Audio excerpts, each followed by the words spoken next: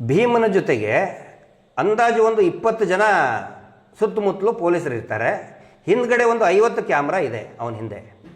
ನೋಡಿ, ಯಾವುದೇ ವ್ಯಕ್ತಿಗೆ ಅದರಲ್ಲಿನೂ ಕೂಡ ಒಂದು 10th ಸರಿಯಾಗಿದೆಯೋ ಇಲ್ಲೋ ಗೊತ್ತಿಲ್ಲ, ಅವನೊಬ್ಬ ಕರ್ಮಚಾರಿ, ಕಾರ್ಮಿಕನಾಗಿ ಕೆಲಸ ಮಾಡಿದವನು.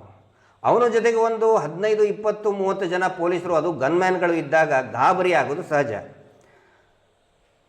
ಪ್ರಾಪರ್ ಇಂಟ್ರಾಕ್ಷನ್ ಇಲ್ಲದೇನೆ ತೋರಿಸು ಅಂದ್ಕೊಳ್ಳೆ ಪಾಪ ಅವನು ಇದು ಜಾಗ ಇರ್ಬೋದು ಸರ್, ಇದು ಜಾಗ ಇರ್ಬೋದು ಅಂತ ತೋರಿಸ್ಬಿಟ್ಟಿದ್ದಾನೆ. ಆದರೆ ಅವನ ದೃಷ್ಟಿಯಲ್ಲಿ ಇಷ್ಟು ಎಂಟೈರ್ ಪೂರ್ತಿ ಏರಿಯಾ ಅದು ಅವನ ದೃಷ್ಟಿಯಲ್ಲಿ. ಅದರಲ್ಲಿ ಏನು ಮಾಡಿದರು, ಈ ಯೆಲ್ಲೋ ಫ್ರೇಮ್ ಕಾಣ್ತಾ ಇದೆ ನಿಮಗೆ, ಇದು ಯೆಲ್ಲೋ ಟೇಪ್ ಹಾಕ್ತಾರೆ ಅಲ್ಲಿ.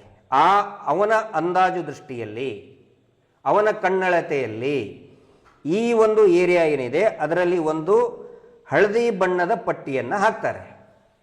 ಹಳದಿ ಬಣ್ಣದ ಪಟ್ಟಿಯನ್ನು ಹಾಕಿ ಆವಾಗ ಅದರ ಒಳಗಡೆನೆ ಅಗಿಬೇಕು ಅಂತ ನಿರ್ಧಾರ ಮಾಡ್ತಾರೆ.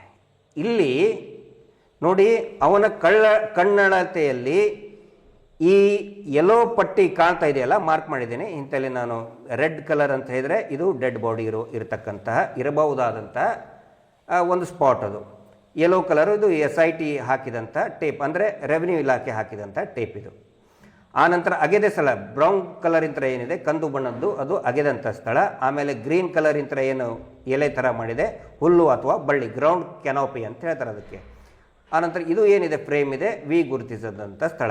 ಇಲ್ಲಿ ಏನಾಗುತ್ತೆ, ಆ ಹಳದಿ ಪಟ್ಟಿಯಲ್ಲಿನೇ ಟೇಪ್ ಒಳಗಡೆನೆ ಅಗಿಬೇಕು ಅಂದಾಗ ಅವನ ಕಣ್ಣಳತೆಯಲ್ಲಿದ್ದಂಥ ಇನ್ನೆರಡು ದೇಹಗಳು ಅದನ್ನು ಅಗಿಯೋದಕ್ಕಾಗೋದೇ ಇಲ್ಲ. ಯಾಕಂದರೆ ಇದು prohibited area, digging prohibited area. ಇಲ್ಲಿ ಅಗಿಯೋದಕ್ಕೆ, ಎಕ್ಸಿಮೇಟ್ ಆಗೋದಕ್ಕೆ ಅವಕಾಶ ಇಲ್ಲ. ಕರೆಕ್ಟ್ ಬರ್ತಾ ಇದೆಯಲ್ಲ, ಪಾಯಿಂಟ್ ಮಾಡೋದಲ್ಲ, ಏನು ಡೌಟ್ ಇಲ್ಲ, ಕ್ಲಿಯರಿಟಿ ಇದೆ. ಓಕೆ, ಇದು ಮೊದಲನೇ ಸಮಸ್ಯೆ. ಈ ಟೇಪ್ ಹಾಕಿರೋದು ಮೊದಲನೇ ಸಮಸ್ಯೆ. ಎರಡನೇದ್ದು ಅತಿ ಮುಖ್ಯವಾಗಿ ಈ ಪಿಕ್ಚರಿಗೆ ಬರುವ. ನೋಡಿ, ಅವನು ಹೂತು ಹಾಕಿದ್ದು ಅಂದಾಜು 15 ವರ್ಷ ಅಂತ ಹೇಳ್ಕೊಳ್ಳೋಣ. ಹೂತು ಹಾಕಿದಾಗ ಈ ರೀತಿ ಸಮತಟ್ಟಾದ ಕಾಡಿನಲ್ಲಿ ಈ ಥರ ಒಂದು ಕ್ಲಾರಿಟಿ ಇರ್ತದೆ ಗ್ರೌಂಡು. 2 ಶವಗಳನ್ನು ಹಾಕಿರ್ತಾನೆ, ಒಂದು ಮತ್ತು ಇನ್ನೊಂದು. ಆ ಶವಗಳ ಮೇಲೆ ಒಂದು ಸಮಾಧಿ ಅಂತ ಹೇಳಿದರೆ ಗುಪ್ಪೆ ಹಾಕಿರ್ತಾನೆ. ನಾವು ಸಮಾಧಿ ಅನ್ನೋದಲ್ಲ, ಸಮಾಧಿ ಅಂದರೆ ಲೀಗಲಿ ಕಾನೂನುಬದ್ಧವಾಗಿ ಹೋಗಿದಾಗ ಅದಕ್ಕೆ ನಾವು ಸಮಾಧಿ ಅಂತ ಕರಿತೇವೆ. ಬಟ್ ಇದು ಸಮಾಧಿ ಅಲ್ಲ. ಗೋಣಿ ಚೀಲದಲ್ಲಿ ತುಂಬಿಕೊಂಡು ಒಂದು 2 ಅಡಿ 3 ಅಡಿ ತೆಗೆದು ಆ ಗೋಣಿ ಚೀಲವನ್ನೇ ಆ್ಯಸ್ ಇಟ್ ಈಸ್ ಅವನು ಹೂಳ್ತಾ ಇದ್ದಂತಹ ಒಂದು ವ್ಯವಸ್ಥೆ ಇತ್ತು.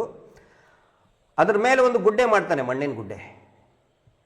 ಇದರಲ್ಲಿ ಗಮನಿಸಬೇಕಾಗಿದ್ದೇನಂತ ಹೇಳಿದರೆ, ಆ ಮಣ್ಣಿನ ಗುಡ್ಡೆ ಮೇಲೆ, ಆ ಶವದ ಮೇಲೆ ಮತ್ತು ಮಣ್ಣಿನ ಗುಡ್ಡೆ ಮೇಲ್ಗಡೆ ಕಾಣುವಂಗೆ ಒಂದು ಟಿಪಿಕಲ್ ಪ್ಯಾಟರ್ನ್ ಆಫ್ ಕಲ್ಲುಗಳನ್ನು ಅವನದೇ ರೀತಿಯಾದಂತಹ ಒಂದು ಡಿಸೈನ್ನಲ್ಲಿ ಭೀಮ ಕಲ್ಲುಗಳನ್ನು ಆ ಗುಡ್ಡೆ ಮೇಲೆ, ಮಣ್ಣಿನ ಗುಪ್ಪೆ ಮೇಲೆ ಹಾಕ್ತಾ ಇದ್ದ ಅವನು.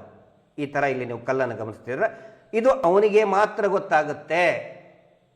ಇಲ್ಲಿ ಹೆಣ ಹೂತು ಹಾಕೋದಕ್ಕೆ 2-3 ಟೀಮ್ಗಳಿದ್ದು, ಇವನಿಗೆ ತಾನು ಯಾವುದು ಹೂತು ಹಾಕಿದ್ದೇನೆ, ಯಾವ ರೀತಿ ಇಟ್ಟಿದ್ದೇನೆ ಅದನ್ನು ನೋಡಿದರೆ ಅವನಿಗೆ ಗೊತ್ತಾಗುತ್ತೆ.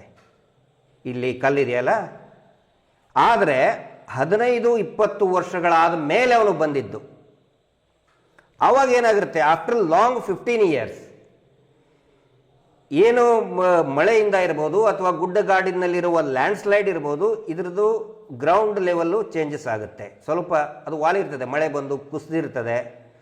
ಆ ನಂತರ ಇದ್ರ ಮೇಲ್ಗಡೆ ಎಲ್ಲ ಪೂರ್ತಿ ನೋಡಿ, ಈಗ ಆಫ್ಟರ್ 15 ಇಯರ್ಸ್ ಇಲ್ಲಿ ಹುಲ್ಲು ಬಳ್ಳಿಗಳು ಪೂರ್ತಿ ಬೆಳ್ಕೊಂಡ್ಬಿಟ್ಟಿದೆ.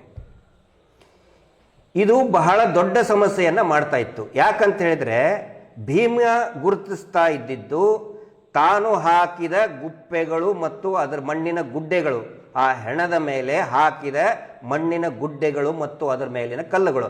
ಆಫ್ಟರ್ ಲಾಂಗ್ 15 ಇಯರ್ಸ್ ಏನಾಯಿತು, ವೆಜಿಟೇಷನ್, ಥಿಕ್ ವೆಜಿಟೇಷನ್ ಬೆಳ್ಕೊಂಡ್ಬಿಡ್ತು, ಬಳ್ಳಿ ಹುಲ್ಲು ಬೆಳ್ಕೊಂಡ್ಬಿಡ್ತು. ಹೀಗಾಗಿ ಅವನ ಗುಡ್ಡೆಗಳು, ಮಣ್ಣಿನ ಗುಪ್ಪೆಗಳು ಅಥವಾ ಗುಡ್ಡೆಗಳು, ನಾವು ನಮ್ಮ ಕಡೆ ಗುಡ್ಡೆ ಅಂತೇವೆ, ಈ ಕಡೆ ಗುಪ್ಪೆ ಅಂತ ಹೇಳ್ತಾರೆ ಅದನ್ನು, ಅದು ಅವನ ಕಣ್ಣಿಗೆ ಕಾಣುವುದೇ ಇಲ್ಲ. ಯಾವಾಗ ಅವನು ಅದನ್ನು ಗುರುತಿಸ್ತಾನೆ ಮತ್ತು ಆ ಕಲ್ಲಿನ ಪ್ಯಾಟರ್ನ್ ಗೊತ್ತಾಗುತ್ತೆ, ಆವಾಗ ಮಾತ್ರ ಅವನಿಗೆ ಖಚಿತವಾಗಿ ಗೊತ್ತಾಗುತ್ತೆ ಇದು ನಾನು ಇಲ್ಲಿ ಶವಗಳನ್ನೇ ಹೂತಾಕಿದ್ದು. ಆ ಮಣ್ಣಿನ ಗುಡ್ಡೆ ಇಲ್ಲಿ ನೋಡ್ತಾ ಇದ್ದೀರಲ್ಲ, ಇದು ಮಣ್ಣಿನ ಗುಡ್ಡೆ ಅಂತ ತಿಳ್ಕೊಳ್ಳಿ. ಈಗ ಈ ನಡುವೆ ಎಲ್ಲ ಪೂರ್ತಿಯಾಗಿ ಹುಲ್ಲು ಬಳ್ಳಿ ಬೆಳೆದು ಬಿಟ್ಟಿದೆ. ಹೀಗಾಗಿ ಅವನಿಗೇನು ಗೊತ್ತಾಗಲಾರ್ದೇ ಅನೇಕ ಸೈಟ್ಗಳು ಫೇಲ್ಯೂರ್ ಆಗಿದೆ. ಇದು ಮೊದಲನೇ ರೀಸನ್. ಎರಡನೇ ಕಾರಣ ಏನಿರ್ಬೋದು? ಇವೆಲ್ಲವೂ ಕೂಡ ಪ್ರೊಬೆಬಲ್ ರೀಸನ್, ಬಹುಶಃ ಕಾರಣಗಳು.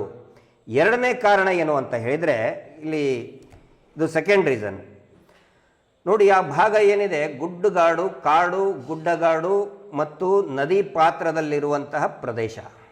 ಅಲ್ಲಿ ಏನಾಗುತ್ತೆ, ಪದೇ ಪದೇ ತಾವು ನೋಡಿರ್ತೀರಿ, ಲ್ಯಾಂಡ್ ಸ್ಲೈಡ್ ಆಗಿರ್ತದೆ. ಆನಂತರ ಸೆಡಿಮೆಂಟೇಷನ್, ಸಿಲ್ಟ್ ಬಂದಿರ್ತದೆ. ಗುಡ್ಡದ ಮೇಲ್ಭಾಗದಿಂದ ಮಣ್ಣು ಪ್ರಾಕೃತಿಕವಾಗಿ ಸಹಜವಾಗಿ ಮಳೆ ಬಿದ್ದಾಗ ಬಂದು ಡಿಪಾಸಿಟ್ ಆಗಿರ್ತದೆ. ಇದರಿಂದ ಏನಾಗ್ತದೆ, ಸಾಕಷ್ಟು ಪ್ರಮಾಣದ ಮಣ್ಣು ಆ ಶವ ಹೂತಿರುವಂಥ ಸ್ಥಳದ ಮೇಲೆ ಬಂದಿರ್ತದೆ. ಕೆಲವೊಬ್ಬರು ಅನೇಕ ಜನ ಕೇಳ್ತಾ ಇದ್ರು, 2-3 ಅಡಿ ಇಷ್ಟೇ ಆಗದಿರ್ತಾನೆ, ಇವರು ಮೊದಲನೇ ಸೈಟ್ನಲ್ಲಿ 2ನೇ ಸೈಟ್ನಲ್ಲಿ 8-10 ಅಡಿ ತೆಗಿತಾ ಇದ್ದಾರೆ SIT ಅವರು, ಇದು ಹುಚ್ಚತನ ಅಲ್ವಾ, ತಪ್ಪಲ್ವಾ ಅಂತ ಕೇಳ್ತಾ ಇದ್ರು. ಖಂಡಿತ ತಪ್ಪಲ್ಲ, they are absolutely right. SIT ಅಧಿಕಾರಿಗಳು ಮಾಡ್ತಾ ಇರೋದು ಪರ್ಫೆಕ್ಟ್ಲಿ ಕರೆಕ್ಟ್, ಅವರು ಮತ್ತು AC ಮೇಡಮ್ ಅವರು. ಯಾಕಂತ ಹೇಳಿದರೆ ಸೆಡಿಮೆಂಟೇಷನ್ ಮೇಲ್ಗಡೆಯಿಂದ ಬಂದಿರ್ತದೆ. ಬಂದಿರುವ ಒಂದು 4-5 ಅಡಿ ಅಥವಾ 5-6 ಅಡಿ ಸೆಡಿಮೆಂಟೇಷನ್ ಅಂದರೆ ಸಿಲ್ಟ್ ಬಂದು ಡಿಪಾಸಿಟ್ ಆಗಿರೋದ್ರಿಂದ ಇನ್ನೂ ಹೆಚ್ಚಿನ ಆಳದಲ್ಲಿ ಅವರು ಅಗಿತಾ ಇರ್ತಾರೆ. ಈ ಪೂರ್ತಿ ಸಿಲ್ಟ್ ಬಂದಿರೋದ್ರಿಂದ ಅವನಿಗೆ ಎಕ್ಸಾಕ್ಟ್ ಆಗಿ ಈ ಮಾರ್ಕ್ಗಳು ಆಗ್ತಾ ಇರಲಿಲ್ಲ. ಮೂರನೇದ್ದು ಬಹಳ ಮುಖ್ಯವಾಗಿ ಮತ್ತು ಎಲ್ಲರ ಕಣ್ಣಿಗೂ ಕೊಡುವ ಕಾಣಿಸೋದು ಏನು ಅಂತ ಹೇಳಿದರೆ, ಈಗ 3 ವರ್ಷದ ಹಿಂದೆ ಪ್ಲಾಂಟೇಶನ್ ಫಾರೆಸ್ಟ್ ಇಲಾಖೆಯಿಂದ, ಅದು ರಿಸರ್ವ್ ಫಾರೆಸ್ಟ್, ಅದು ಫಾರೆಸ್ಟ್ ಏರಿಯಾ, ಆ ಫಾರೆಸ್ಟ್ ಏರಿಯಾದಲ್ಲಿ ಅರಣ್ಯ ಇಲಾಖೆಯ ಅಧಿಕಾರಿಗಳು ಏನು ಮಾಡಿದ್ದಾರೆ, ಅಫಾರೆಸ್ಟೇಷನ್ ಅಂತ ಹೇಳಿದರೆ ಗಿಡ ನೆಡುವ ಕಾರ್ಯಕ್ರಮಗಳನ್ನು ಪೂರ್ತಿಯಾಗಿ ಚಾಲನೆಗೆ ತಂದಿದ್ದಾರೆ. ಮುಂಚೆ ಇದ್ದಿದ್ದಿಲ್ಲ, ಅಂದರೆ ಸೌಜನ್ಯಕ್ಕಿಂತ ಬಿಫೋರ್ ಅಧಿಕಾರಿಗಳಿಗೆ ಆ ಧೈರ್ಯನೇ ಇದ್ದಿದ್ದಿಲ್ಲ. ಆ ಇಡೀ ಗುಡ್ಡ ನಕಲಿ ದೇವಮಾನವ ತನ್ನದೇ ಆಸ್ತಿ ಅಂತಲೇ ಹೇಳ್ತಾ ಇದ್ದ. ಯಾವುದೇ ಒಬ್ಬ ಫಾರೆಸ್ಟ್ ಅಧಿಕಾರಿಗಳಿಗೆ ಹೆಜ್ಜೆ ಇಡೋದಕ್ಕೆ ಬಿಡ್ತಾ ಇರಲಿಲ್ಲ ನಕಲಿ ದೇವಮಾನವ ವೀರೇಂದ್ರ ಜೈನ್. ಆ ಒಂದು ಭಯಕ್ಕೆ ಯಾರೂ ಬರ್ತಾ ಇರಲಿಲ್ಲ. ಸೌಜನ್ಯ ಹೋರಾಟ ಪ್ರಾರಂಭ ಮಾಡಿದ ಮೇಲೆ ಹೆದರ್ಕೊಂಡ. ಆಮೇಲೆ ಈಗ ಒಂದು 3-4 ವರ್ಷಗಳ ಹಿಂದೆ ಒಂದು ಪ್ರಾಜೆಕ್ಟ್ ಬಂತು. ಅದಕ್ಕಿಂತ ಇನ್ ದ ಇಯರ್ 2015ನಲ್ಲಿ ಒಂದು ಪ್ರಾಜೆಕ್ಟ್ ಬಂದಿತ್ತು, ಅಫಾರೆಸ್ಟೇಷನ್ ಅಂದರೆ ಪ್ಲಾಂಟೇಶನ್ ಪ್ರೋಗ್ರಾಮ್. ಅಲ್ಲಿ 2 ಅಡಿ ಈ ಇದನ್ನ ತೆಗ್ಗನ್ನು ತೆಗೆದಾಗ, ಗುಂಡಿಯನ್ನು ತೆಗೆದಾಗ, ಆ ಮರ ಸಸಿ ನೆಡೋದಕ್ಕೆ ಗುಂಡಿಯನ್ನು ತೆಗೆದಾಗ ಅಲ್ಲಿ ಏನಾದರೂ ಖಂಡಿತವಾಗಿ 1-2 ಶವಗಳು ಚೆಲ್ಲಾಪಿಲ್ಲಿ ಆಗಿರ್ತದೆ, ಅವ್ರು ಸಿಕ್ಕಿರ್ತದೆ. ಸಿಕ್ಕಂಥದ್ದನ್ನು ಅವರು ನದಿಗೆ ಕೊಂಡೋಗಿರ್ತಾರೆ. ಆ ಕಾಂಟ್ರಾಕ್ಟರ್ ಇರ್ಬೋದು, ಅವರನ್ನು ಏನಾದರೂ ಈಗ ಕರೆದು, ಯಾವ ಕಾಂಟ್ರಾಕ್ಟ್ರು ಯಾವ ಇಯರ್ನಲ್ಲಿ ಪ್ಲಾಂಟೇಶನ್ ಮಾಡಿದ್ರಿ, ನಿಮ್ಮ ಲೇಬರ್ ಯಾರು ಅಂತ ಕರೆದ್ರೆ ಖಂಡಿತ ಮಾಹಿತಿ ಸಿಗುತ್ತೆ. 4ನೇದು ಇನ್ನೊಂದು ರೀಸನ್ ಏನಂತ ಹೇಳಿದರೆ, ಇಲ್ಲಿ ನಾನು ಮಾಡಿಲ್ಲ, that is also one of the probable reason. ಹೂತಿಟ್ಟ ತಕ್ಷಣವೇ ಅಲ್ಲಿ ಕಾಡಿನಲ್ಲಿರತಕ್ಕಂತಹ ವಲ್ಚರ್ಸ್, ರೋಡಂಟ್ಸ್ ಇರ್ಬೋದು. ರೋಡಂಟ್ಸ್ ಅಂತ ಹೇಳಿದರೆ ಈ ದೊಡ್ಡ ದೊಡ್ಡ ಹೆಗ್ಗಣಗಳು, ಆನಂತರ ಮುಳ್ಳು ಹಂದಿ, ಕಾಡು ಹಂದಿ, ಆ ಶವಗಳನ್ನು, ಆಮೇಲೆ ಉಡ ಸಿಕ್ಕಾಪಟ್ಟೆ ಇದೆ, ಅವು ಹೆಣಗಳನ್ನು ಆ ಅಡಿಗೆ ಹೋಗಿ ತೆಗೆದುಕೊಂಡು ಹೋದಂಥ ಸಾಧ್ಯತೆಗಳು ಕೂಡ ಇರ್ತದೆ. ಹೀಗಾಗಿ ಅವುಗಳು ಅರ್ಧಂಬರ್ಧ ತಿಂದು ಬಿಟ್ಟಿದ್ದು, ಸ್ವಲ್ಪ ಕುರುಹುಗಳು ಕೂಡ ಈಗ ಸಿಗ್ತಾ ಇದೆ ಅನ್ನುವಂತಹ ಮಾಹಿತಿ ಇದೆ. ಅವೆಲ್ಲ ತಿಂದಿರೋದ್ರಿಂದ ಸಂಪೂರ್ಣವಾಗಿ ಸ್ಕೆಲೆಟನ್ ನೋಡೋದಕ್ಕೆ ಸಿಗೋದಿಲ್ಲ. ಅದಕ್ಕೆ ಮೊನ್ನೆ ನಾನು ಒಂದು ಸಿಮಿಲಿ ಕೊಟ್ಟಿದ್ದೆ, ಶೋರೂಮ್ ಪೀಸ್ ಟೈಪ್ ನಾವು ಸ್ಕೆಲೆಟನ್, ಪೂರ್ತಿ ಸ್ಕೆಲೆಟನ್ ನೋಡೋದಕ್ಕೆ ಸಿಗೋದಿಲ್ಲ. ಈ ಎಲ್ಲ ಕಾರಣಗಳಿಂದನೂ ಕೂಡ ಭೀಮನಿಗೆ ತೊಂದರೆ ಆಗ್ತಾ ಇತ್ತು. 6ನೇ ಸೈಟಲ್ಲಿ ಯಾಕೆ ಸಕ್ಸಸ್ ಆಯಿತು ಅಂತ ಹೇಳಿದರೆ, 6ನೇ ಸೈಟು ಮತ್ತು ಇವತ್ತು ಯಾಕೆ ಸಕ್ಸಸ್ ಆಯಿತು ಅಂತ ಹೇಳಿದರೆ, ಇಲ್ಲಿ ನೋಡಿ, ಸೈಟ್ ನಂಬರ್ 6ನಲ್ಲಿ ಗ್ರೌಂಡ್ ಕ್ಲಿಯರೆನ್ಸ್ ಪೂರ್ತಿ ಮಾಡಿದರು. ಅಂದರೆ ಆ ಹುಲ್ಲನ್ನು ತೆಗೆದು ಬಿಟ್ಟಿದ್ರು ಕೆಳಗಡೆ. ಸೊ ಅವನಿಗೆ ಅವನು ಹಾಕಿದಂತಹ ಏನಿದು ಗುರುತಿದೆಯಲ್ಲ ಬಹಳ ಸ್ಪಷ್ಟವಾಗಿ ಕಾಣ್ತಾ ಇತ್ತು. ಮತ್ತು ಕಲ್ಲುಗಳು ಕೂಡ ಅಂದರೆ ಚೆಲ್ಲಾಪಿಲ್ಲಿ ಆಗಿದ್ದು, ಇದೇ ರೌಂಡ್ ಶೇಪಲ್ಲಿನೇ ಇಷ್ಟು ಕ್ಲಿಯರ್ ಆಗಿ ಇದ್ದಿದ್ದಿಲ್ಲ, ಬಟ್ ಚೆಲ್ಲಾಪಿಲ್ಲಿ ಆಗಿತ್ತು. ಅದರ ಮೇಲೇನೆ ಅವನು ಗುರುತು ಹಿಡಿದ, ಎಸ್ ಇಲ್ಲಿ ಇದೆ ಅಂತ ಅವನು ಹೇಳಿದ. ಕರೆಕ್ಟ್ 1 ಇಂಚು ಕೂಡ ಹೆಚ್ಚು ಕಡಿಮೆ ಆಗಲಾರ್ದಂಗೆ 6ನೇ ಸೈಟಲ್ಲಿನೂ ಆಯಿತು, ಇವತ್ತಿಗೂ ಕೂಡ, ಇವತ್ತಿನ ದಿನನೂ ಕೂಡ ಇವತ್ತು ಅವನಿಗೆ ಅಂದರೆ ಅವನು ಹೇಳಿದ್ದಾನೆ, ನನಗೆ ಇಲ್ಲಿ 11 ಬೇಡ, ನನಗೇನೋ ಒಂದು ಮಿಸ್ಟೇಕ್ ಕಾಣ್ತಾ ಇದೆ, ಮಿಸ್ಟೇಕ್ ಮಾಡಿದ್ದೀನಿ, ಈ ಹಿಂದೆ ಏನು ನಾನು ಅಗದಿದ್ದೆ ಅಲ್ಲಿ ನನಗೆ ಇರುವಂತಹ ಕುರುಹು ನನಗೆ ಗೊತ್ತಾಗ್ತಾ ಇದೆ, ದಯವಿಟ್ಟು ಅಲ್ಲಿ ಕರ್ಕೊಂಡು ಹೋಗಿ ಅಂತ ಹೇಳಿದಾಗ ಅಲ್ಲಿನೂ ಕೂಡ ಇವತ್ತು ಗ್ರೌಂಡ್ ಕ್ಲಿಯರ್, ಆದರೆ ಸಿಕ್ಕಾಪಟ್ಟಿ ಬೆಟ್ಟದ ಮೇಲೆ ಅಷ್ಟೊಂದು ಹುಲ್ಲು ಗಿಡ ಇದ್ದಿದ್ದಿಲ್ಲ, ಇದ್ದಿದ್ದರಲ್ಲಿನೇ ಅಧಿಕಾರಿಗಳು ಆ ಗ್ರೌಂಡ್ ಕ್ಲಿಯರೆನ್ಸ್ ಮಾಡಿಕೊಟ್ಟಿದ್ದಾರೆ. ಅಲ್ಲಿರುವಂತಹ ಒಂದು ಏನು ಸಿಚುವೇಶನ್, ವಾತಾವರಣ ನೋಡಿ ಅಂದರೆ ಭಾಳ ಅದ್ರ ಮೇಲೆ ಯಾವುದೇ ವೆಜಿಟೇಷನ್ ಇದ್ದಿದ್ದನ್ನು ಕ್ಲಿಯರ್ ಮಾಡಿದ್ಮೇಲೆ ಗೊತ್ತಾಗ್ಬಿಟ್ಟಿದೆ. ಹೀಗಾಗಿ ಪರ್ಫೆಕ್ಟ್ ಆಗಿ ಇವತ್ತು ಒಂದಕ್ಕಿಂತ ಇವತ್ತು ಸಿಕ್ಕಂತಹ ಮೂಳೆಯ ಪ್ರಮಾಣ, ಇವತ್ತು ಸಿಕ್ಕಂತಹ ಮೂಳೆ ಮಹಿಳೆಯ ಮೂಳೆ ಆಗಿತ್ತು. ಸೀರೆ, ಕೆಂಪು ಸೀರೆ ಸಿಕ್ಕಿದೆ. ಕೆಲವೊಬ್ಬರು ಹೇಳ್ತಾ ಇರ್ತಾರೆ ಹಿಂದೂ ಮುಸಲ್ಮಾನ್. ಆ ಸಮೀರ್ ಯಾರು ಮಹಾನುಭಾವ, 6 ಅಶೋಕ 3 ಅಶೋಕ, ಆ ಸಮೀರ್ ಒಬ್ಬ ಮುಸಲ್ಮಾನ್. ಇವತ್ತು ಎಲ್ಲಿ ಸಿಕ್ಕಿತ್ತು? ಬೂರ್ಖಾ ಒಳಗಡೆ ಅಸ್ಥಿಪಂಜರ ಸಿಕ್ಕಿಲ್ಲ, ಸೀರೆ ಒಳಗಡೆ ಸಿಕ್ಕಿದೆ. ಯಾವ ಧರ್ಮದವರು ಆದರೆ ಏನು ಹೆಣ್ಮಗಳು, ಹೆಣ್ಣಿನ ಶವ ಸಿಕ್ಕಿದೆ, ಅಸ್ಥಿಪಂಜರ ಸಿಕ್ಕಿದೆ. ಹಿಂದೂ ಮುಸಲ್ಮಾನ್ ಅಂತ ಸುಳ್ಳು ಸುಳ್ಳು ಎಬ್ಬಿಸ್ತಾ ಇದ್ದೀರಲ್ಲ, ಅವರು ಅರ್ಥ ಮಾಡ್ಕೊಳ್ಳಿ ಇದನ್ನ. ಸುಖ ಸುಮ್ಮನೆ ಡೈವರ್ಟ್ ಮಾಡೋದು. ಸಿಕ್ಕಿದ್ದೆಲ್ಲಿ? ಬೆಟ್ಟದ ಮೇಲೆ. ಪಂಚಾಯತಿಯವರು ನಾವು ಹುಗಿದು ಹಾಕಿದ್ದು. ಪಂಚಾಯತಿದವರು ಇನ್ನೊಂದು ಒಂದು ನಿಖರ ಮಾಹಿತಿಯನ್ನು ಕೊಡ್ತಾ ಇದ್ದೀನಿ ಆನ್ ರೆಕಾರ್ಡ್. ಏನು ಅಂತ ಹೇಳಿದರೆ, ಇವತ್ತು 11 ಸೈಟಿಂದ ಭೀಮಾ ನೇರವಾಗಿ 100 ಅಡಿ ಎತ್ತರದಲ್ಲಿ ಹೋಗಿದ್ದಾನೆ ನಡೀತಾ. ಅವನ ಜೊತೆಗೆ ಹೋದಂತಹ 4-5 ಸಿಬ್ಬಂದಿಗಳು ಕೆಳಗಡೆ ಬಿದ್ದು ಕೈಕಾಲು ತರ್ಚಿಕೊಂಡಿದ್ದಾರೆ. ಪಂಚಾಯತಿದವರು 100 ಅಡಿ ಮೇಲೆ ಹೋಗಿ, ಪೊಲೀಸರಿಗೆ ಹೋಗೋಕ್ಕಾಗಲ್ಲ, ಅಲ್ಲೇ ಪಂಚಾಯತಿದವ್ರು ಹೋದ್ರಂತೆ. ನಾವು ಹೂತು ಹಾಕಿದ್ದು ದಾಖಲೆ ಇದೆ, ತೋರ್ಸಪ್ಪ ದಾಖಲೆ ತಗೊಂಡು ಹೋಗು ಬೆಟ್ಟದ ಮೇಲಲ್ಲಿ. ಈ ಪಂಚಾಯತಿದವರು ಚೇಲಾಗಳು, ನಕಲಿ ದೇವಮಾನವನ ಚೇಲಾಗಳು ಹೇಳ್ತಾ ಇದ್ದಾರಲ್ಲ, ಪಂಚಾಯತಿಯವ್ರು ಹೂತು ಹಾಕಿದ್ದು. ಪಂಚಾಯತಿದವ್ರಿಗೆ ತಲೆ ಕೆಟ್ಟಾಯ್ತಾ 100 ಅಡಿ ಮೇಲೆ ಹೋಗಿ ಗುಡ್ಡದ ಮೇಲೆ ಹಾಕೋದಕ್ಕೆ? ಆಮೇಲೆ ಇನ್ನೊಬ್ಬನು ಅವಿವೇಕಿ, ಯಾರದು, ಮಹಾಬಳ ಶೆಟ್ಟಿ, ತಜ್ಞ ಅಂತೆ, ತಜ್ಞ, KS medical hospital institute, medical institute ತಜ್ಞ ಅಂತೆ. ನಾನೇ 20-30 ಅಲ್ಲಿನೇ ಬಂದು ಪೋಸ್ಟ್ ಮಾರ್ಟಮ್ ಮಾಡಿದ್ದೀನಿ. ಈ ಮಹಾಬಳ ಶೆಟ್ಟಿ 100 ಅಡಿ ಮೇಲೆ ಹೋಗಿ ಅಲ್ಲಿ ಪೋಸ್ಟ್ ಮಾರ್ಟಮ್ ಮಾಡಿ ಬಂದ್ರಿ ನೀವು ಮೇಲೆ ಹೋಗಿ. ಇನ್ನು ಒಂದು ಟಿವಿ ಚಾನಲ್ ಅವ್ರು ಹೇಳ್ತಾರೆ, ಅದ ಹಂದಿ ಗೊತ್ತಿಲ್ಲ, ಬ್ಲೌಸ್ ಸಿಕ್ಕಿದೆ, ಹಂದಿ ಏನ್ ಬ್ಲೌಸ್ ಹಾಕೋತದ? ನಾಯಿ ಬ್ಲೌಸ್ ಹಾಕೊಳ್ತದನ್ರಿ? ಕೆಲವೊಂದಿಷ್ಟು ಪೇಡ್ ಟಿವಿ ಚಾನಲ್ಗಳು, ಪೇಡ್ ಸೋಷಿಯಲ್ ಮೀಡಿಯಾದಲ್ಲಿ ಒಂದಿಷ್ಟು ಯೂಟ್ಯೂಬರ್ಗಳು ಅದನ್ನೇ ಹೇಳ್ತಾ ಇರ್ತಾರೆ. ಅಲ್ಲೇ ಹೋಗಿ ಪೋಸ್ಟ್ ಮಾರ್ಟಮ್ ಮಾಡಿದ್ದು. ಈಗ ಅದಕ್ಕೆ ನಾವು ಯಾಕೆ ಸುಮ್ಮನೆ ಇರ್ತಾ ಇದ್ದೀವಿ ಅಂತ ಹೇಳಿದರೆ, ನಾವು ಮಾತಾಡಿದರೆ ಅದಕ್ಕೆ ಬೆಲೆ ಇಲ್ಲ, ಪ್ರೊಸೀಜರ್ಗಳು ಮಾತಾಡಬೇಕು. ಇವತ್ತು ಆಗಿರುವಂಥ ಪ್ರೊಸೀಜರೇ ಇವರು ಹುಟ್ಟಿಸಿರುವಂತಹ ಸುಳ್ಳು ಥೇರಿಗಳು, ಹೈಪೋಥೆಸಿಸ್ಗಳು, ಸುಳ್ಳು ಕಟ್ಟುಕತೆಗಳು ಪಂಚಾಯತಿಯವರು ಹುಟ್ಟಾಕಿದ್ದು. ಈಗ ಉತ್ತರ ಕೊಡಲಿ ರಿಸರ್ವ್ ಫಾರೆಸ್ಟ್ನವರು. ಸಿಕ್ಕಿದ್ದೆಲ್ಲಿ? ಸ್ಮಶಾನಗಳು ಸಿಗ್ತಾ ಇವತ್ತು ಒನ್ಸ್ ಅಗೇನ್ ರಿಸರ್ವ್ ಫಾರೆಸ್ಟ್, ಅಗದಿ ಡೀಪ್ ಡೆನ್ಸ್ ರಿಸರ್ವ್ ಫಾರೆಸ್ಟ್. ಇವ್ರು ಹೇಳ್ತಾರಲ್ಲ, ದೇವಸ್ಥಾನಕ್ಕೆ ಬಂದವರು ಆತ್ಮಹತ್ಯೆ ಮಾಡ್ಕೊತಾರೆ. ಎಲ್ಲಿ? ದೇವಸ್ಥಾನದ ಮುಂದೆ ಎತ್ತರದಲ್ಲಿ ಬಿದ್ದಿದೆ, 100 ಅಡಿ ಎತ್ತರದ ಮೇಲಿನ ಬೆಟ್ಟದಲ್ಲಿ ಹೆಣ್ಣಿನ ಶವ, ಅಸ್ಥಿ ಪಂಜರ, ಅದು 3-4 ಅಂತ ಹೇಳ್ತಾರೆ. ಒಂದೇ ಜಾಗದಲ್ಲಿ ಹೇಗೆ ಬಂದವು? ಪ್ರಕ್ರಿಯೆಗಳು, ಯಾವ ಸ್ಥಿತಿಯಲ್ಲಿ ಶವಗಳು ಸಿಗ್ತವೆ ಅವಾಗಲೇ ನಾವು ಅದನ್ನು ವಿವರಣೆ ಕೊಡೋದು. ಇಮ್ಯಾಜಿನೇಷನ್ ಮಾಡಿಕೊಂಡು ಹಿಂದೂ, ಮುಸಲ್ಮಾನ್, ಕ್ರಿಶ್ಚಿಯನ್ ಅಂತೆ, ಅದು ಅಂತೆ, ನಡು ಕಾಡಲ್ಲಿ ರಿಸರ್ವ್ ಫಾರೆಸ್ಟ್ ಅಲ್ಲಿ ಹೋಗಿ ಎಸೆದಿದ್ದಾರೆ, ಗುಂಡಿ ತೆಗೆದು ಎಸೆದಿದ್ದಾರೆ. ಫಾರೆಸ್ಟ್ ಡಿಪಾರ್ಟ್ಮೆಂಟ್ ಅವರು ಅವಾಗ ಎಲ್ಲಿ ಹೋಗಿದ್ರು? ಈ ಪ್ರಶ್ನೆ ನಾನು ಯಾಕೆ ಕೇಳ್ತಾ ಇದ್ದೀನಿ ಅಂತ ಹೇಳಿದ್ರೆ, ಶನಿವಾರ ಬೆಳಗ್ಗೆ ಭೀಮಾ ಬಹಳ ಸ್ಪಷ್ಟವಾಗಿ ಹೇಳಿದ್ದಾನೆ, ನೋಡಿ ಸರ್, ನನಗೆ ಹುಲ್ಲು ಬೆಳೆದ್ರೆ ನನಗೆ ಗೊತ್ತಾಗಲ್ಲ, ಹುಲ್ಲು ಕಂಟಿ ಎಲ್ಲ ಬೆಳೆದಿದೆ, ನಾನು ಎಲ್ಲೇ ಗುಪ್ಪೆ ಹಾಕಿದ್ದೀನಿ ನನಗೆ ಕಾಣ್ತಾ ಇಲ್ಲ, ದಯವಿಟ್ಟು ಗ್ರೌಂಡ್ ಕ್ಲಿಯರ್ ಮಾಡಿಕೊಡಿ. ಮರ ಕಡೀರಿ ಅಂತ ಹೇಳಿಲ್ಲ, ನನ್ನ ಕೈಗಾತ್ರದ ಗಿಡವನ್ನ ಕಡೀರಿ ಅಂತ ಅವನು ಹೇಳಿಲ್ಲ. ಕಾಡಿನ ಗ್ರೌಂಡ್ ಲೆವೆಲ್, ಅದಕ್ಕೆ ಬಾಟಮ್ ಕ್ಯಾನೋಪಿ ಅಂತಾರೆ. ಕ್ಯಾನೋಪಿ ಅಂದ್ರೆ ವೆಜಿಟೇಷನ್ ಅಂತಾರೆ. ಹುಲ್ಲು ಕಡ್ಡಿ ಕಸ ಬಳ್ಳಿ ತೆಗೆದುಕೊಡಿ ಅಂತ ಹೇಳ್ತಾನೆ ಭೀಮ. ಅದಕ್ಕೆ ಕರೆಕ್ಟ್ ಆಗಿ ಅಧಿಕಾರಿಗಳು ಕೂಡ ಆ ರೊಟೇಟರ್ ತಗೊಂಡು ಬರ್ತಾರೆ. ಗ್ರೌಂಡ್ ಕ್ಲಿಯರೆನ್ಸ್ ಮಾಡೋದಕ್ಕೆ ಬೇಕಾದಂತ ಸ್ಟಾಕ್ ಪೆಟ್ರೋಲ್ ಕೂಡ ತರ್ತಾರೆ. ಫಾರೆಸ್ಟ್ ಅಧಿಕಾರಿ ಒಬ್ಬನು ಫೋನ್ ಮಾಡ್ತಾನೆ, ಇಲ್ಲ ಮೇಡಮ್ ಇದು ರಿಸರ್ವ್ ಫಾರೆಸ್ಟ್ ಇದೆ, ನಾವು ಕೊಡಲ್ಲ ಅಂತ ಹೇಳಿ.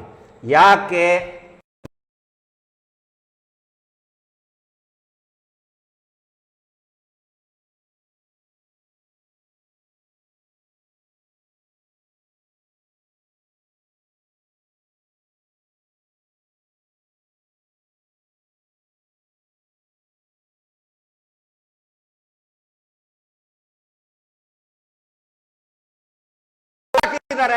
ಕತ್ತೆ ಕಾಯ್ತಾ ಇದ್ರ ನೀವು ಅಂತ ಪ್ರತಿಯೊಬ್ಬರು ಕೇಳ್ತಾರೆ ನಿಮಗೆ. ಆ ಭಯಕ್ಕೆ ಮೇಡಮ್ ಕರ್ನಾಟಕ ಫಾರೆಸ್ಟ್ ಆಕ್ಟ್ 1972 ನಲ್ಲಿ ಫಾರೆಸ್ಟ್ ಆಕ್ಟ್ ಅಲ್ಲಿ ಹುಲ್ಲು ಕಟ್ಟು ಮಾಡಕ್ ಪೊಲೀಸ್ ಅಧಿಕಾರಿಗಳು ಕತ್ತೆ ಕಾಯ್ತಾ ಇದ್ರಲ್ಲಿ ಮಲ್ಕೊಂಡ ಪಾಪ ಬೆತ್ತರಾದಂತ ಹೆಣ್ಣು ಮಕ್ಕಳು UDR ಎಂತೆಂತವನು UDR ಆಗಿ ಬೀಸಾಕ್ ಹೋಗಿದ್ದಾರೆ. ಜನ ಕೇಳ್ತಾರೆ, SIT ಅವ್ರು ನಾನು ವಿನಂತಿ ಮಾಡ್ಕೊತಾ ಇದ್ದೀನಿ, ಆ ಸಂದರ್ಭದಲ್ಲಿದ್ದಂತ ಎಲ್ಲಾ ಅಧಿಕಾರಿಗಳನ್ನ ಮೊದಲು ಕೈಗೆ ಕೊಳ ಹಾಕಿ ಒಳಗಡೆ ಹಾಕ್ಬೇಕು ಅವ್ರನ್ನ. ಇವರು ಎಲ್ಲರೂ ಕೂಡ ಅಷ್ಟೇ ರಿಸ್ಪಾನ್ಸಿಬಲ್. ಈ ನಕಲಿ ದೇವಮಾನವನ ಕುಟುಂಬ ಎಷ್ಟು ರಿಸ್ಪಾನ್ಸಿಬಲ್ ಇದೆ, ಆ ಎಲ್ಲಾ ಅಧಿಕಾರಿಗಳಿಗೂ ಅಷ್ಟೇ ಬೇಜವಾಬ್ದಾರಿಯನ್ನು ತೋರಿಸಿದ್ದಾರೆ. ಎಲ್ರಿಗೂ ಕೂಡ ಅದೇ ಪ್ರಮಾಣದ ಶಿಕ್ಷೆ ಆಗಬೇಕು. ಅದರ ಸಲುವಾಗಿ ಎಲ್ಲರೂ ಒಂದಾಗ್ಬಿಟ್ಟಿದ್ದಾರೆ. ಇವತ್ತು ಪೊಲೀಸರು, ಫಾರೆಸ್ಟ್ ಡಿಪಾರ್ಟ್ಮೆಂಟ್ ಅವರು ತೆಗಿಯಕ್ ಬರಲ್ಲ, ಅಗ್ಯಾಕ್ ಬರೋದಿಲ್ಲ, ನಾಚಿಕೆ ಆಗ್ಬೇಕು ನಾಲ್ಕುಗಳಿಗೆ. ಇದು ಫೈನಲಿ ಸಕ್ಸಸ್ಫುಲ್. ಇದು ಕಾಣ್ತಾ ಇದೆಯಲ್ಲ,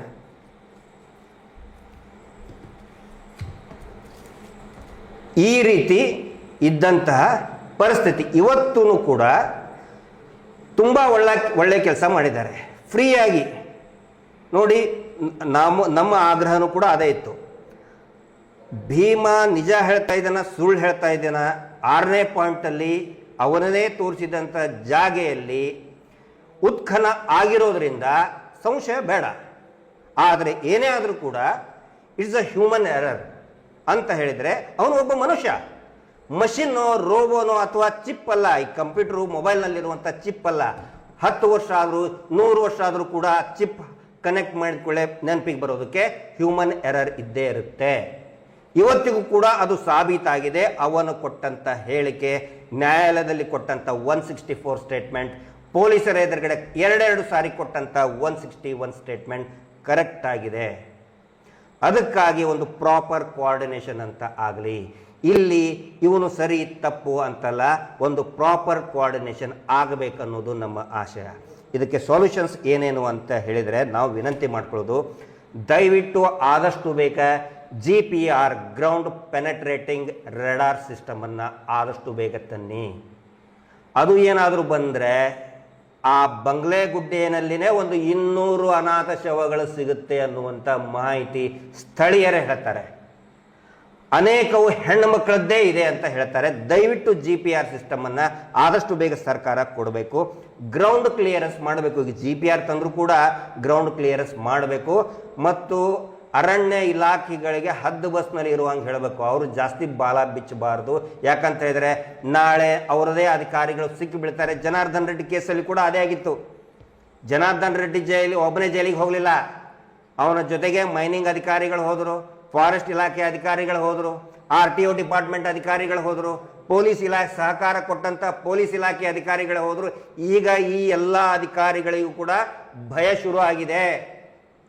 ಹಿಂಗಾಗಿ ಉತ್ಖನ ಕಾರ್ಯವನ್ನು ತಡೆಯೋದಕ್ಕೆ ಬೇರೆ ಬೇರೆ ರೀತಿಯ ಷಡ್ಯಂತ್ರಗಳು ನಡೆದಿದೆ. ಅದು ಆಗಬಾರದು. ಅದು ಆಗಲಾರದಂತೆ ನೋಡ್ಕೊಳ್ಳೋದು ಸರ್ಕಾರದ ಜವಾಬ್ದಾರಿ. ಎಲ್ಲವೂ ನಾವು SIT ಅಂತ ಹೇಳೋಕ್ಕಾಗೋದಿಲ್ಲ. SIT ಮೇಲ್ಗಡೆ ಸರ್ಕಾರ ಇದೆ. ಸರ್ಕಾರ ಇದ್ರ ಬಗ್ಗೆ ಮುತುವರ್ಜಿಯನ್ನು ವಹಿಸ್ಕೋಬೇಕಾಗತ್ತೆ. ಎಂಥ 1000 DKC ಬಂದರೂ ಕೂಡ ದೂರ ಕಳಿಸುವಂಥ ಕೆಲಸವನ್ನು ಮಾಡಬೇಕಾಗತ್ತೆ. ಇನ್ನೊಂದು ಮೂರನೇದು ಬಹುಮುಖ್ಯವಾಗಿ ನಾನು SIT ಅಧಿಕಾರಿಗಳಿಗೆ ವಿನಂತಿ ಮಾಡ್ಕೊಳ್ಳೋದು, ದಯವಿಟ್ಟು ಸ್ಥಳೀಯರನ್ನ ವಿಶ್ವಾಸಕ್ಕೆ ತೆಗೆದುಕೊಳ್ಳಿ. ಇವತ್ತು ಸಾಕಷ್ಟು ಜನ ಸ್ಥಳೀಯರು ನಾವು ನೋಡಿದ್ದೀವಿ ಭೀಮ ನಮ್ಗೆ ಗೊತ್ತಿದೆ, ನಾವು ಕೆಲವೊಬ್ರು ಹೂತು ಹಾಕದಂತ ಪ್ರದೇಶಗಳನ್ನು ನೋಡಿದೀವಿ ಅಂತ ಹೇಳ್ತಾರೆ. ದಯವಿಟ್ಟು ಅವರೆಲ್ಲರನ್ನು ಕೂಡ ವಿಶ್ವಾಸಕ್ಕೆ ತಗೊಳ್ಳಿ. ಮಾಸ್ ಬರಿಯಲ್ ಸೈಟ್ ಏನಿದೆ, ಸೈಟ್ ನಂಬರ್ 13 ಏನಿದೆ, ಈಗ ಅಲ್ಲಿ ಡ್ಯಾಮ್ ಕಟ್ಟಿದ್ದಾರೆ. ಆನಂತರ ಬೇರೆ ಬೇರೆ ಒಂದಿಷ್ಟು ಬೆಳವಣಿಗೆಗಳು, ಪ್ರಾಕೃತಿಕ ವಿಕೋಪಗಳಾಗಿದ್ದಾವೆ. ಯಾವ ಇಸ್ವಿಯಲ್ಲಾಯ್ತು, ಏನಾಯ್ತು, ದಯವಿಟ್ಟು ಸ್ಥಳೀಯರನ್ನ ವಿಶ್ವಾಸ, ಖಂಡಿತ ಸುಳ್ಳಲ್ಲ. ಅವರು ಟಿ ಜಯಂತವರು ಇದೇ ಭಾಗದಲ್ಲಿ ಬೆಳೆದಂಥವರು, ಇಲ್ಲಿಯೇನೇ ವಾಹನವನ್ನು ಚಾಲನೆ ಮಾಡಿದವರು. ಪದ್ಮಲತಾಳು ಕೂಡ ಅವರ ಕ್ಲೋಸೆಸ್ಟ್ ರಿಲೇಟಿವ್ ಆಗಿದ್ಲು. ಏನು 1987ರಲ್ಲಿ ನಿರ್ದಯವಾಗಿ ಕೊಂದು ಹಾಕಿದರು ಅವರ ಸಂಬಂಧಿಕರೇ. ಜಯಂತ್ರ ಥರ ಇನ್ನೂ ಸುಮಾರು ಜನ ಇದ್ದಾರೆ, ಭಯ ಇದೆ. ಆದರೆ SIT ಅವರು ಅವ್ರನ್ನ ಕರೆದು ವಿಶ್ವಾಸಕ್ಕೆ ತಗೊಂಡು ವಿಚಾರಣೆ ಮಾಡಿ ಅಂತ ನಾನು ವಿನಂತಿ ಮಾಡ್ಕೊಳ್ತಾ ಇದ್ದೀನಿ. ಇಷ್ಟು ಖಂಡಿತ ಇದೆಲ್ಲ ಆದರೆ ಇನ್ನೂ ಅನೇಕ ಭಯಾನಕ ಸತ್ಯಗಳು ಹೊರಗಡೆ ಬರ್ತವೆ. ಅದಾದ ಮೇಲೇ ನಾವು ಮಾತಾಡೋದು. ಎಷ್ಟೋ ಜನ ನಮಗೆ ಕೇಳ್ತಾ ಇದ್ರು, ಒಬ್ಬೊಂದಿಬ್ಬರು ಮಂದಿ ನಮಗೆ ಕೆಟ್ಟದಾಗ ಬೈತಾ ಇದ್ದರು. ಸರ್, ನಿಮಗೆ ಮಹೇಶ್ ಶೆಟ್ಟಿ ತಿಮ್ಮರೋಡಿ ಅವರಿಗೆ ಒಬ್ಬನು ತುಂಬ ಕೆಟ್ಟದಾಗಿ ಬೈತಾ ಇರ್ತಾನೆ, ಹೊಲಸೊಸ್ ಬೈತಾ ಇದ್ದಾನೆ, ನಿಮ್ಮ ತಾಯಿಗೆ ಬೈತಾ ಇದ್ದಾನೆ, ಕೇಸ್ ಹಾಕ್ರಿ ಅವನ ಮೇಲೆ. ಇಲ್ಲ, ನಾವು ಕೇಸ್ ಹಾಕ್ತೀವಿ, ನಾವು ಹೋಗಿ ಹೊಡೆದು ಬರ್ತೀವಿ. ಅವು ಕೂಡ ಅಟೆನ್ಷನ್ ಡೈವರ್ಟ್ ಮಾಡುವಂಥ ಟೆಕ್ನಿಕ್ಕು. ನಕಲಿ ದೇವಮಾನವ ಅವರ ತಮ್ಮನ ಟೆಕ್ನಿಕ್ಕು. ತಾಯಿಗೆ ಬೈತಾರೆ. ನಾನು ತಿಳ್ಕೊಂಡಿದ್ದು, ನಮ್ಮ ತಾಯಿ ಇದ್ದಾಳೆ, ನಿಮ್ಮ ತಾಯಿ ಇದ್ದಾಳೆ, ಎಲ್ಲರ ತಾಯಿನೂ ಇರ್ತಾರೆ. ಆದರೆ ಎಲ್ಲರಿಗೂ ಕೂಡ ತಾಯಿ ಭಾರತಿ. ನಾವೆಲ್ಲರೂ ಕೂಡ ಭಾರತ ಮಾತೆಯ ಮಕ್ಕಳು. ಯಾರು ಏನೇ ನಮಗೆ ಕವಾಚವಾಗಿ ಬೈದರೂ ಕೂಡ ಅದನ್ನು ನಾವು ತಲೆ ಹಚ್ಕೊಳ್ಳೋದು ಬೇಡ. ಯಾಕಂತ ಹೇಳಿದರೆ ಈ ನಕಲಿ ದೇವಮಾನವ ಕುಟುಂಬ, ಅವರ ತಮ್ಮ, ಮಕ್ಕಳು ಎಲ್ಲರೂ ಕೂಡ ಜೈಲಿಗೆ ಹೋಗಿ ಅಲ್ಲಿ ಕೊಳೆಯುವಂತಹ ದಿನಗಳು ಬಂದಾಗಿದೆ. ಹುಚ್ಚರಾಗಿದ್ದಾರೆ. ಹೀಗಾಗಿ ಅಟೆನ್ಷನ್ ಡೈವರ್ಟ್ ಮಾಡೋದಕ್ಕೆ ಒಂದಿಷ್ಟು TV ಚಾನಲ್ಗಳಿಗೆ ಪೇಮೆಂಟ್ ಕೊಟ್ಟು ಬುರುಡೆ ಹೋರಾಟಗಾರ ಅದು ಇದು ಅಂತ ಹೇಳೋದು, ಇನ್ನು ಕೆಲವೊಂದಿಷ್ಟು ಪೇಮೆಂಟ್ ಗಿರಾಕಿಗಳ ಕಡೆಯಿಂದ ಕೆಟ್ಟದಾಗಿ ನಾವು ಆ ಕಡೆ ಲಕ್ಷ್ಯ ಕೊಡೋದು ಬೇಡ. ನಾವು ಯಾಕೆ ಸುಮ್ಮನೆ ಇರಬೇಕು ಅಂತ ಹೇಳಿದರೆ, ಅವನು ಯಾವನೋ ಬೈದ ಅಂತ ಹೇಳಿದರೆ ಅದು ನಮಗೆ ಅವಮಾನ ಅಲ್ಲ. ಪದೇ ಪದೇ ಹೇಳ್ತಾ ಇರ್ತೀನಿ, ಈಗಲೂ ಕೂಡ ಹೇಳ್ತಾ ಇದ್ದೀನಿ. ಆ ಸೌಜನ್ಯ ಅನುಭವಿಸಿದಂತಹ ನೋವು, ಅವಮಾನ, ನೂರಾರು ಹೆಣ್ಣು ಮಕ್ಕಳು ನೇತ್ರಾವತಿ ತೀರದಲ್ಲಿ ಅನುಭವಿಸಿದಂತಹ ನೋವು, ಅವಮಾನದ ಮುಂದೆ ಈಗ ನಮಗೆ ಆ ಪೇಮೆಂಟ್ ಗಿರಾಕಿಗಳು ಏನು ಬೈದು ಅವಮಾನ ಮಾಡ್ತಾ ಇದ್ದಾರಲ್ಲ, ಅದು ಏನೂ ಅಲ್ಲ. ಆ ಸೌಜನ್ಯ ಎಷ್ಟು ನೋವು ಅನುಭವಿಸಿದ್ಲು, ಅವರ ಕುಟುಂಬ ಎಷ್ಟು ಅವಮಾನ ಈಗಲೂ ಅನುಭವಿಸ್ತಾ ಇದೆ. ಅದರ ಮುಂದೆ ಈ ಬೈಗಳು ಏನೂ ಅಲ್ಲ ಅಂತ ಹೇಳಿಕೊಂಡು ನಾವು ಸುಮ್ಮನೆ ಶಾಂತಿಯುತವಾಗಿ SIT ಈ ತನಿಖೆ ಏನಿದೆ ಅದನ್ನು ಗಮನಿಸ್ತಾ ಇದ್ದೀವಿ. ಈ ನಕಲಿ ದೇವಮಾನವನ ಕುಟುಂಬ ಏನಿದೆ ಅದನ್ನು ಜೈಲಿಗೆ ಹೋಗೋದನ್ನು ನಾವು ಬಹಳ ಕುತೂಹಲದಿಂದ, ಆಸಕ್ತಿಯಿಂದ, ಆವೇಶದಿಂದ, ಆಕ್ರೋಶದಿಂದ ಕಾಯ್ತಾ ಇದ್ದೀವಿ. ನ್ಯಾಯದ ಹಂಬಲದಿಂದ ಕಾಯ್ತಾ ಇದ್ದೀವಿ. ಹೀಗಾಗಿ ಯಾವನೋ ಬೈದ ಅಂಥೇಳಿ ನಾವೇನು ತಲೆ ಕೆಡಿಸ್ಕೊಳ್ಳುವಂಥ ಅವಶ್ಯಕತೆ ಇಲ್ಲ.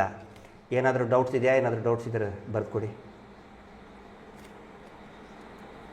ಪ್ರಕ್ರಿಯೆ ಬಗ್ಗೆ ಇದೆಲ್ಲ ಪ್ರಕ್ರಿಯೆ ನಾನು ಏನು ಎಕ್ಸ್ಪ್ಲೇನ್ ಮಾಡಿದ್ದೀನಿ.